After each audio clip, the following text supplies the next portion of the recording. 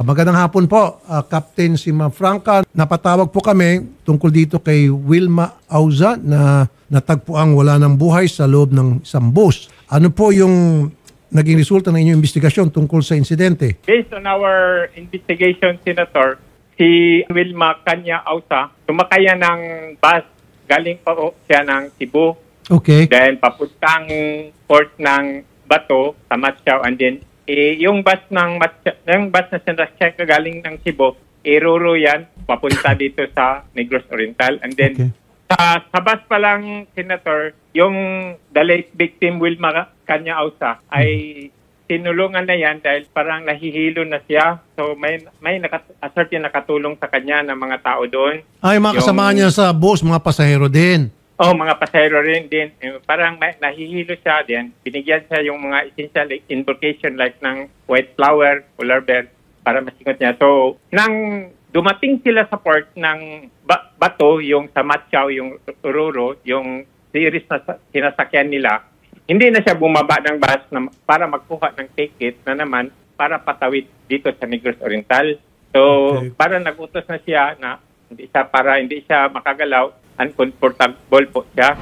Bakit hindi po diniretso nung driver ng bus sa ospital o pinakamalapit na ospital, etong biktima, gayon pala ay nahihilo na siya at merong sign na parang inaatake na, bakit diniretso pa rin sa Roro? Yan ang tanong na hindi ako makasagot dyan, Senator, dahil hindi man jurisdiction natin yung sa palang sa Cebu palang nangyari yan, Senator, sa island ng Cebu. Ito yung sinasabi ko pag nag-hearing. Dapat yung mga bus, meron yung mga first aid kit sa loob ng bus. And then tinitrain yung konduktor at bus driver ng first aid.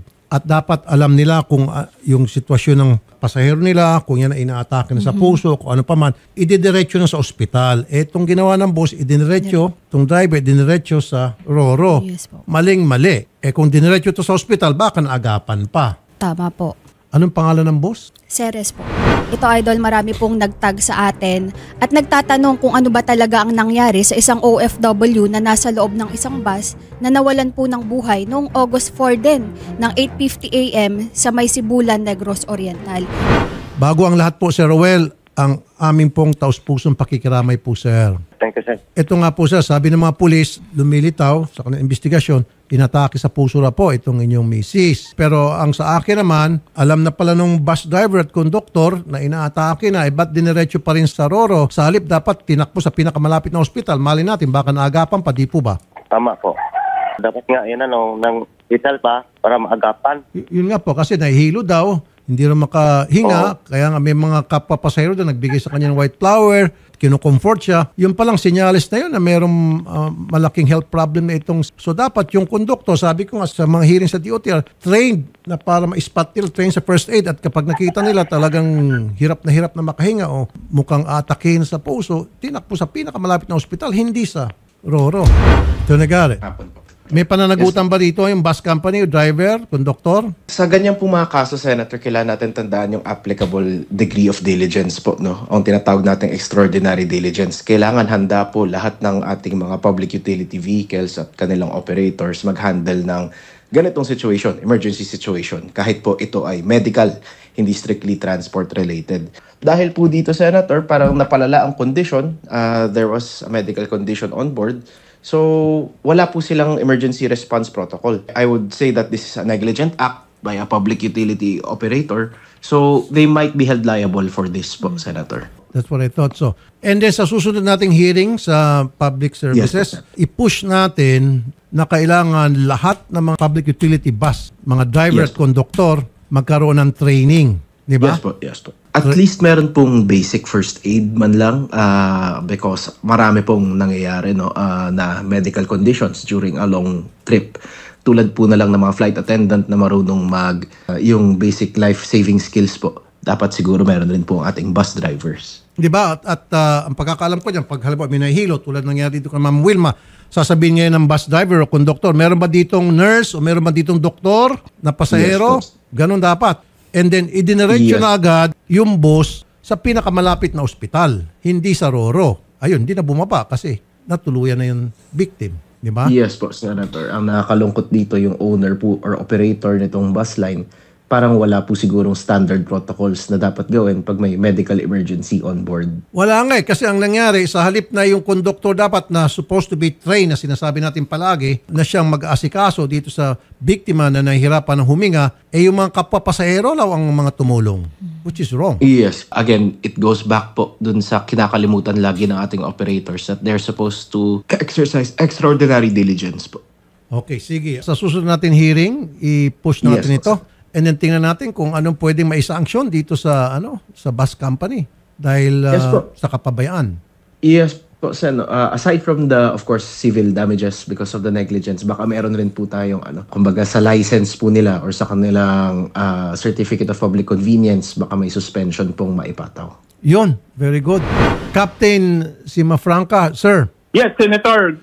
Okay, salamat po sa ginawa niyong thorough investigation. Ginawa niyo po yung dapat Yes, gawin. We'll take it from here. Tingnan ko kung ano po may tutulong namin sa pamilya ng biktima. Salamat po, Captain, ha? Captain Simafranca. Welcome, Senator. Sir Ruel, meron pa daw po kayong balance sa punerarya. Ako na pong sasagot noon. Kung magkano po yung balanse ninyo at kung ano pa pong kailangan ninyo para mabigyan ng maayos na libing yung si Mrs. Okay po? Thank you, sir. And then, susubukan din po namin na ito pong bus company panagutin dahil sa kapabayaan tulad sabi po ni Attorney Garrett. Attorney Austria, sir. Wala ho bang pananagutan dito yung bus company? Because I've been saying this all along. Nung nagawa ko ng mga inspections sa mga different bus companies, sa mga unit ng bus, na dapat mayroong first aid kit sa bus, tapos dapat yung conductor o driver pareho, at least man magkaroon ng basic training sa first aid. Sa kaso po nitong biktima, sana man lang nung makita nila na nahihirapan na yung biktima makahinga, tinakbo sa pinakamalapit na ospital. Bakit diniretso sa Roro? Ano sa palagay niyo po, Attorney Austria, sir? Yes, Senator. Actually, isa po sa mga terms and conditions ng mga prangkisa po or CPC is to ensure that yung pong ating public land transportation, that the operators can provide a safe public land transportation. I think that is part of the safety aspect po, yung pagkakaroon po ng mga medical kit. Tama po, Senator Rafi, that they should know, kahit po yung mga basic first aid procedure, or at least kung nakikita na po na nahihirapan yung isang pasahero, to alert the proper authorities po or medical personnel kung hindi po sila marunong, Senator Rafi. Yes, o dili kaya po, idiretso na lang po sa pinakamalapit na ospital or tatawag na ambulansya, stop muna sa tabi. Bigyan mo na ng first aid na procedure itong victim, etc. Di po ba? Tama po. I agree with you, Senator Rafi. Sa susunod po na hearing sa public services, obligahin ko na po talaga, ipupush ko na lahat ng mga bus may first aid kit. Yun ang hinahanap ko dati palagi. At lahat ng driver at conductor dapat pumasa muna sa isang first aid training bago sila sumalang maging conductor o bus driver. I agree, Senator Rafi, considering na ang dala-dala po or ang public transportation po, marami pong pasahero at hindi lamang po dapat marunong sa traffic laws, rules, marunong magmaneho at hindi lamang po marunong sa road etiquette, but at the same time, yung pong basic life-saving procedures, Correct. dapat po marunong din po sila. Mas magiging beneficial po sa ating commuting public knowing na yung pong mga conductor at driver marunong po ng basic life-saving procedures. Attorney Austria, gusto ko pong panagutin niyo po itong bus company. Yes po, Senator Rafi. Imbestigahan niyo po ito on behalf of the relative of the victim. Pailan niyo po ito ng civil case o kung ano man po yung pwede niyo ma-sanction dito. Ipaparating ko po sa ating chairman na mag-i-issue po ng show cause order para po mapanagot or at least maimbestigahan kung ano po ang nangyari dyan po sa unfortunate incident na nangyari po sa isang pasahero. We'll get back to you next week po, sir. Maybe imbitahan po namin kayo sa hearing. Salamat po, sir.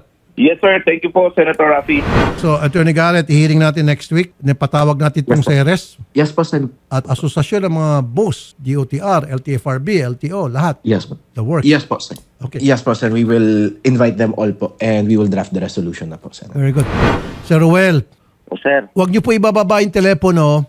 Sabihin niyo po lahat ng kailangan niyo pong tulong at yan po ibibigay ko sa inyo po. Salamat po sa tiwala at nakikiramay po kami muli, Sir Ruel. Magandang hapon po, sir. Thank you, sir.